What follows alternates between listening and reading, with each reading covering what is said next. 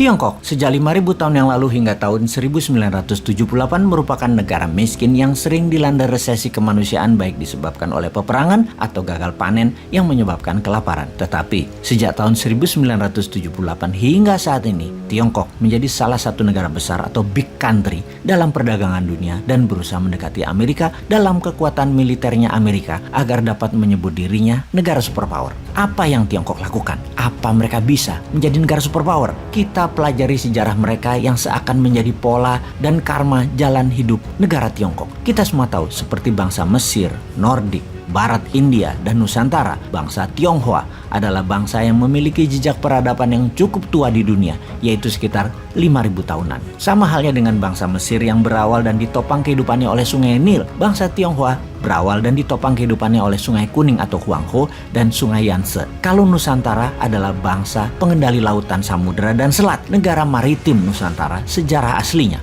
Tiongkok selama ribuan tahun dipimpin oleh raja-raja dan dinasti. Pertama, Tiongkok dinastinya adalah Xia sekitar 2070-an hingga 1600 sebelum Masehi. Penggantinya adalah dinasti Shang 1600 sebelum Masehi hingga 1046 sebelum Masehi. Kemudian diganti oleh Zhou yang merupakan dinasti terlama dalam sejarah Tiongkok, yaitu sekitar 790 tahun dari 1046 hingga 256 sebelum Masehi. Setelah dinasti Zhou runtuh di tahun 256 sebelum Masehi, timbullah kerajaan kecil-kecil yang senantiasa saling berperang, dan di dalam saling berperang itu mereka acap kali juga saling bersekutu untuk mengalahkan kerajaan lain. Dan setelah menang, biasanya persekutuan itu pecah dan berbalik menjadi permusuhan. Masing-masing mencari sekutu lain dari negara lain dan saling serang lagi. Pengganti dinasti Qin adalah dinasti Han dari 206 sebelum Masehi hingga 220 Masehi yang didirikan oleh seorang pemimpin rakyat petani biasa yang bernama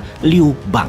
Han adalah nama suku bangsa mayoritas di Tiongkok. Dinasti Han meredup sekitar tahun 220, maka negara terpecah menjadi tiga, yaitu negara Su dipimpin Liu Bei, negara Wei dipimpin Cao Cao, negara Wu dipimpin oleh Sun Quan. Inilah kisah roman Samkok yang berlangsung dalam periode ini yang selalu saling berperang dan tuntas pada tahun 280 dengan berdirinya dinasti Jin 265 hingga 420 Masehi sebagai pengganti dinasti Han. Pada tahun 420 dinasti Jin tumbang, negara Tiongkok terpecah dua menjadi wilayah utara Wei dan Liu Song di selatan yang juga saling berperang. Keduanya akhirnya runtuh dan beberapa dinasti yang berumur pendek menggantikannya. Sebelum akhirnya seseorang bernama Yan Jian berhasil mempersatukan Tiongkok kembali dan mendirikan dinasti Sui pada tahun 581.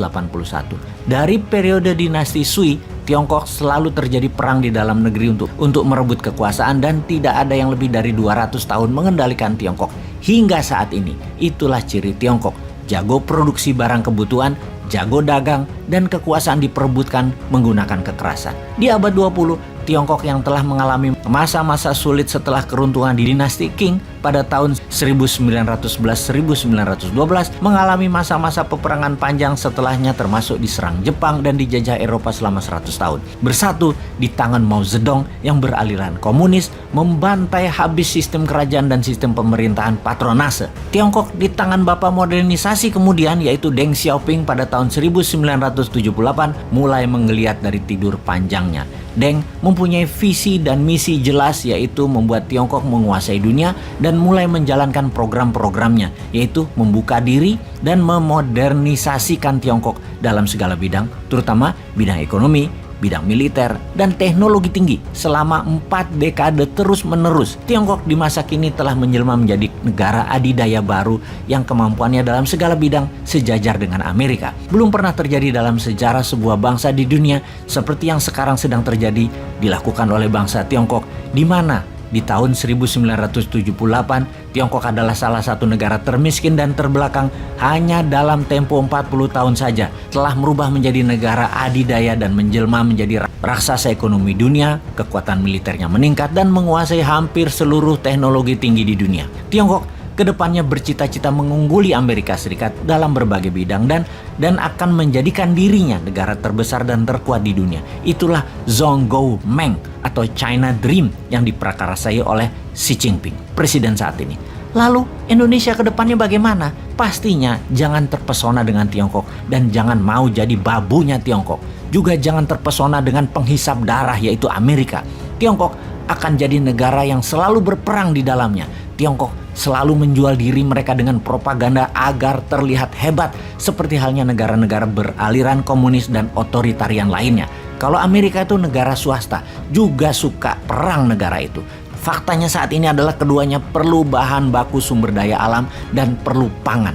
Kerjasama dengan keduanya, negara Indonesia harusnya dari sisi kesejajaran, saling hormat, bukan mengemis hutangan, bukan jualan barang produksinya mereka, bukan sumber daya alam kita disedot oleh mereka.